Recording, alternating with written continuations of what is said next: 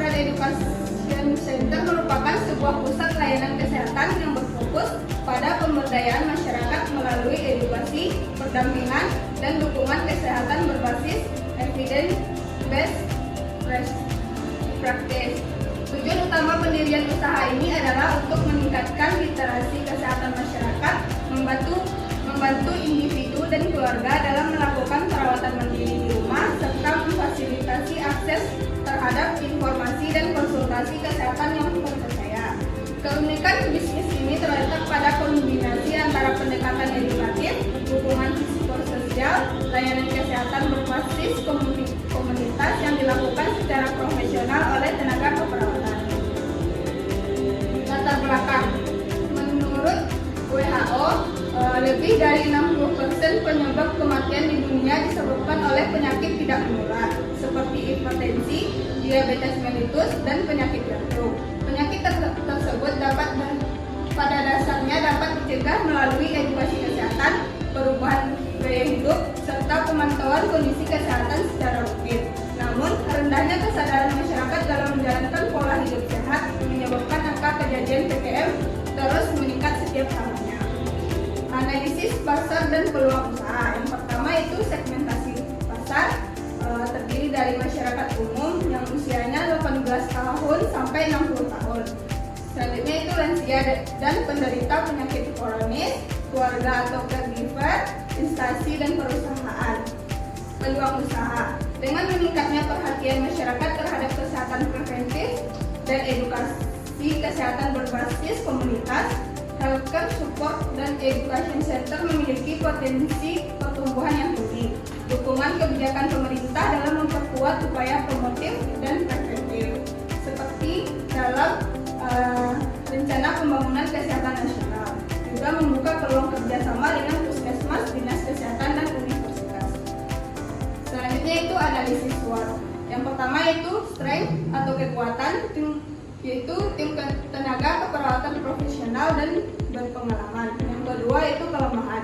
Modal awal terbatas, tingkat kepercayaan masyarakat terhadap layanan baru masih perlu dibangun. Yang ketiga itu opportunities, yaitu peluang. Meningkatnya kesadaran masyarakat akan pentingnya gaya hidup sehat, dukungan pemerintah terhadap promosi kesehatan, perkembangan teknologi digital di bidang kesehatan. Yang keempat itu threat atau ancaman. Meningkatnya kesadaran masyarakat akan pentingnya gaya hidup sehat. Selanjutnya itu deskripsi produk atau layanan keperawatan. Yang pertama yaitu produk edukasi kesehatan masyarakat. Yang kedua layanan konseling dan dukungan keperawatan. Yang ketiga pelatihan caregiver atau home care basic training. Yang keempat program komunitas sehat. Yang kelima layanan telehealth dan telehealth education. Yang keenam nilai tambah. Selanjutnya itu strategi pemasaran. Yang pertama itu strategi branding, yang tujuannya membangun citra profesional, terpercaya, dan modern sebagai layanan kesehatan digital yang peduli pada masyarakat.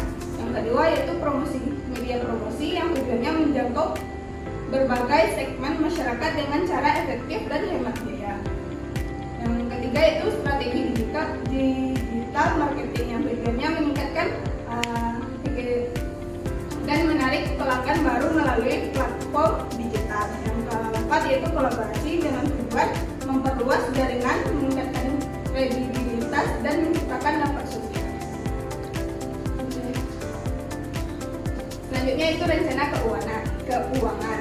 Dengan total modal awal sebesar 50 juta, proyeksi pendapatan 29 juta per bulan, dan laba bersih rata-rata sebesar 11.500.000 per bulan, maka Healthcare Support dan Education Center memiliki potensi finansial yang layak dan berkelanjutan. Selain memberi manfaat ekonomi bagi tenaga keperawatan, usaha ini juga memberikan kontribusi sosial melalui peningkatan pengetahuan kesehatan masyarakat.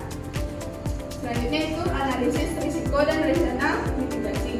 Dalam menjalankan usaha di bidang kesehatan dan edukasi, berbagai risiko potensial dapat muncul, baik dari aspek internal maupun eksternal.